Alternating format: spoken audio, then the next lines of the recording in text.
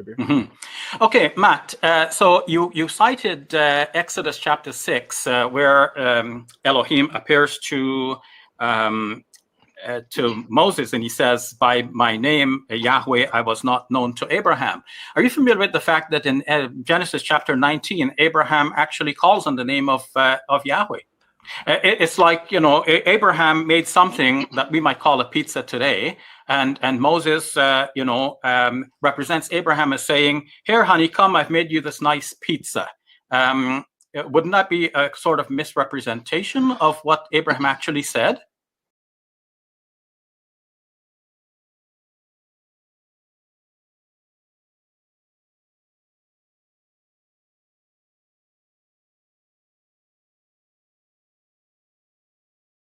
Can you explain Exodus 6:3 in reference to Genesis 22:14? Yeah. What does he need explaining with? Let him share So what what he's saying. I can think of it, he's referring to Yahweh and Abraham not knowing the name of Yahweh. So Genesis 6:3 is, "I appeared to Abraham, to Isaac, and to Jacob as God Almighty, but by my name, the Lord Yahweh, I did not make myself known to them." This is Exodus 6:3. Genesis 22:14. "So Abraham called the name of the place, the Yahweh will provide, as it is said to this day, on the mount of the Lord it shall be provided." So I think she's referring So to, what's the contradiction, though? yeah. What's the contradiction? Because you need to think deeply about what it means to know. What does it mean to know in the Bible? To know meaning to know the person, to know him fully, Exactly. intimately, To know relationally. intimately. You got it. You guys got answered. It's not they don't know of the name. That has no. Go to Exodus 10, verses 1 and 2. See how the word know is used. Exodus 10. 10 verses 1 and 2. "Now the Lord said to Moses, Go in through Pharaoh, for I have hardened his heart and the hearts of his servants, that I may show these signs of mine before him, and that you may tell in the hearing of your son and your son's son the mighty things I have done in Egypt, and my signs which I have done among them." So what does it mean that they may know? "That may tell in the hearing of your sons and your sons' sons that mighty things that I have done in Egypt, my signs which I have done among them, that you may know that I am the Lord." Yep. Know So what him, does it mean?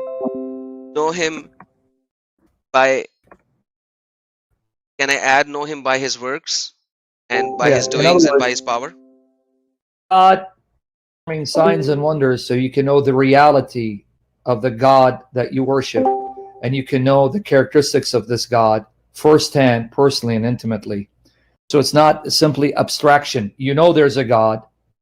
No, it's knowing him truly, knowing him intimately, seeing God act and manifesting his characteristics, like through the signs he did.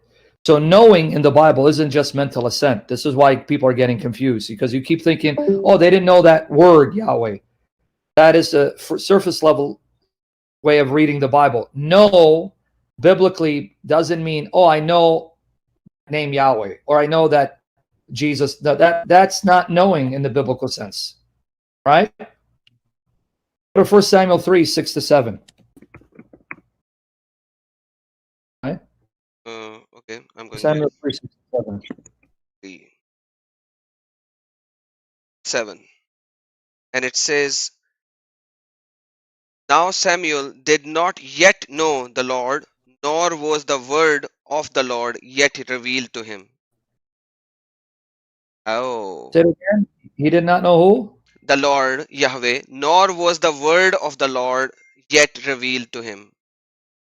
How did he not know the Lord? He was raised among the Israelites who were taught, Yeah, and Lord was talking to him. Yeah.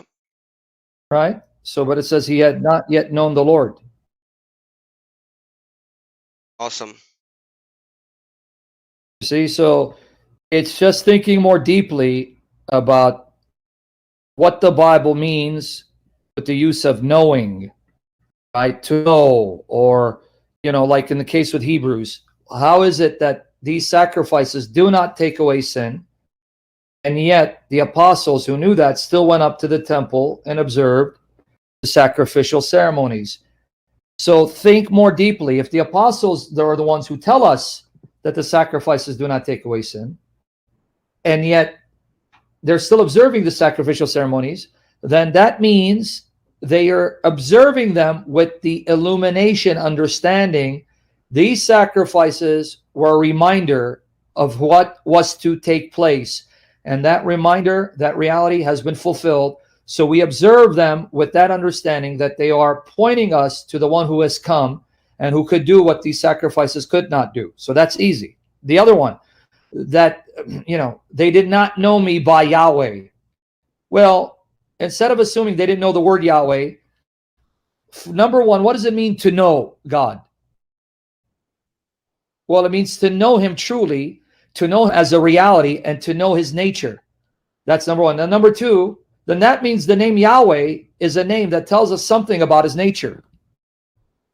So what does Yahweh tell us about his nature? What does Elohim tell us about his nature? What does El tell us about his nature? What does El Shaddai? See, the names of God convey characteristics of God. So the serious student of the Bible, the one who truly wants to know God and love him as he is, as he's revealed himself, must then understand why God has given us these different names. What is he trying to teach us about his character in giving us different names? After all, if he didn't want you to know something about his nature by giving you a multitude of names, then he could have just gave you one name and stuck with it. Right? Right. I'll give you another example. Why was Jesus called Jesus? Because he's Yeshua, which is Yahweh saves. See? The name Jesus is supposed to tell you something about him. So the name Jesus isn't given simply so you can have a name. It's given so you can know something about his nature, his characteristics, and his function. So when it says they did not know me by my name Yahweh, it's not they didn't know that name. They did not see what that name conveyed, the reality of the name Yahweh. What does Yahweh tell us about God? Well, they didn't see the fulfillment of what the name Yahweh conveys about the nature of God. So it's supposed to tell us something about him.